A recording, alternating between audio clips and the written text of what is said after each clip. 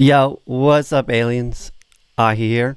Today I'm going to talk about how to distribute your music online via DistroKid, today's video sponsor. So recently my Facebook and Instagram feeds have been flooded with those Spotify rap posts. You know the ones. They look like this. Yeah.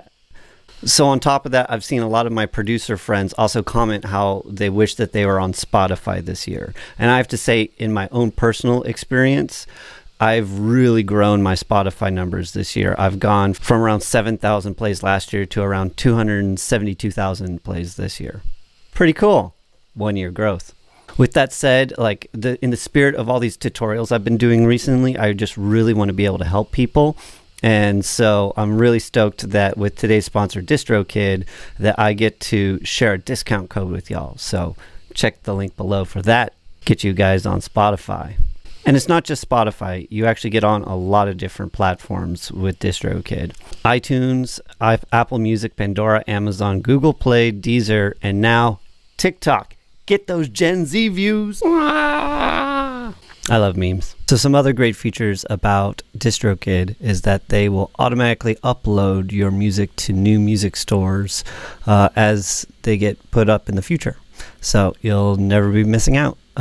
Also, if your music is ever used in like a YouTube video, their detection will automatically notice that and then send the ad money to your account, and it'll also notify you, which is a pretty cool feature. And also they send your music to Shazam, and if you haven't heard of that, it allows people to, if they're at like a party or something like that and they hear your song, they Shazam it, then it will go directly to your song, so that way they can discover your music, which I think all those features together make DistroKid super useful. Okay, now I'm going to show y'all how to actually promote your music on Spotify.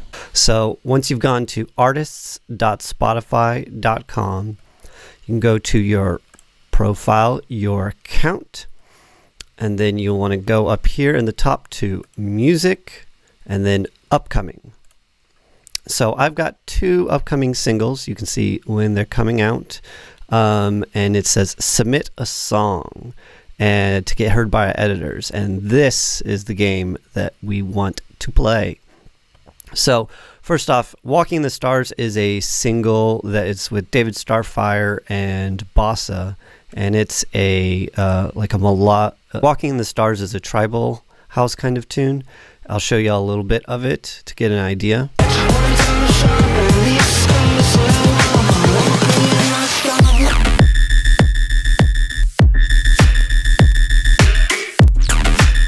It's important to like know what kind of genre and style and feeling that the songs are in, as you'll see once we get into it. So let's start with Walking in the Stars.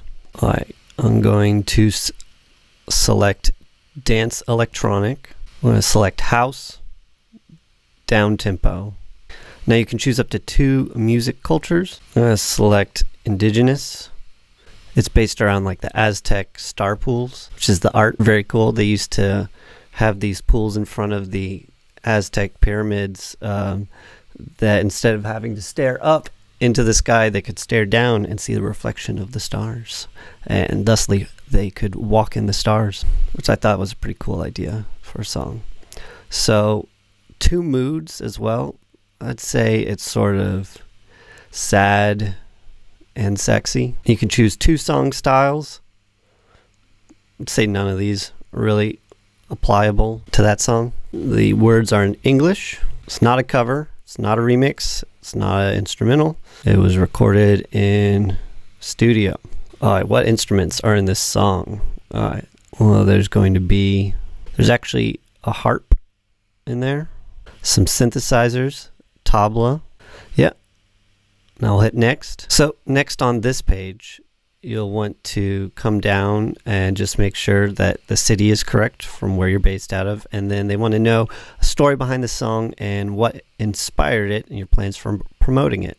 So we actually have a whole little write-up from the record label that's going to be releasing this called Gravitas. And so I'm going to paste that in, and it talks about the artists.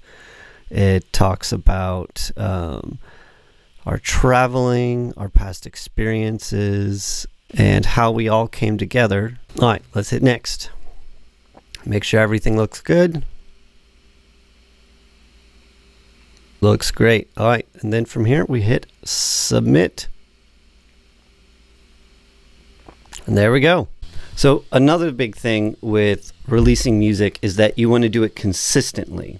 Like I usually aim to do at least like one single per month, and maybe like an EP like 2 to 4 times a year. The point of this is that you want to keep people engaged, keep watching, and looking forward to your next release. Another big thing for me was collaborating with other artists that are sort of in a similar style or have a similar number of followers. A lot of people almost too early like reach out for like the biggest artists out there, and they're rightfully so hard to get a hold of. But trust me, if you keep on making great music and you keep on putting it out there, the big artists will come to you. That being said, still doesn't hurt to try to reach out. But also you have to think about it from the other artist's perspective. For instance, for me, I appreciate when people reach out to me asking to collaborate because it means that they really enjoy my music. But sometimes it can get annoying, especially when the other artist doesn't really bring anything to the table. In today's electronic music market, you know, just saying, hey, look at me and how awesome I am, you know, like maybe that'll work for some people, but it's not going to work for everybody. And also sometimes, like for me personally, it's just sort of a turnoff. I personally think it's better to be helpful to other people and to create real relationships and real friendships. And also it makes the journey much more enjoyable. Another big point is that you want to be patient. I wish I could follow this rule. I think we all struggle with it as artists, really. You really have to remember that it's about the journey, you know, like this is your life career. If you want to make this career a part of your life, you want it to probably be a long, you're not going to be playing EDC or the giant big festival just overnight. It doesn't happen that way. Like sometimes it can seem that way and it can be portrayed that way, but almost never does it ever happen that way. Usually a lot of hard work goes into getting to those places. And also you want to think about your career as, well, a career which is multiple decades long. And so you have to sort of approach it like you're getting into a multiple decades long strategy. And also I think thinking about it like this will help you get through that frustration, you know, that you'll face, which you will face frustration. It's just what happens when anyone is trying to achieve something really difficult. Frustration's a natural part of it. Don't take it too hard on yourself. Try to enjoy your journey. It's going to take a while. Be okay with that.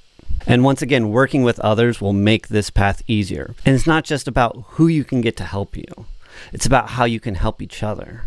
Being kind, being helpful, people will like you a lot more. And the music industry is very much a numbers game, but it's also who you're friends with. And not just who you know, but how you know them. All the things that have really helped me in my own career, I just feel like that when I've connected with the other artists, like as real people, as friends, like then that relationship actually, I don't know, it just feels real because it is. Yeah, I think that's just a big part of it. You know, you're not just making business connections, you're making friendships in this industry. Some people will tell you otherwise, but I mean, do you really want to live your life by just pure numbers and hard business, or are you trying to enjoy yourself along the way? Another big thing when working with other people is working with other labels and whatnot. And now, if you're an independent label, DistroKid is also a great way to get your label up there on the internet instantly. So also when thinking about releasing music, you don't necessarily want to rush the release. You want to make the music really awesome. Like a recent EP that I did with Gravitas, I had actually finished it like almost a year before in October 2018, but I released it in October 2019. One of the reasons why it took so long was, one, scheduling, which is okay. Sometimes it's frustrating.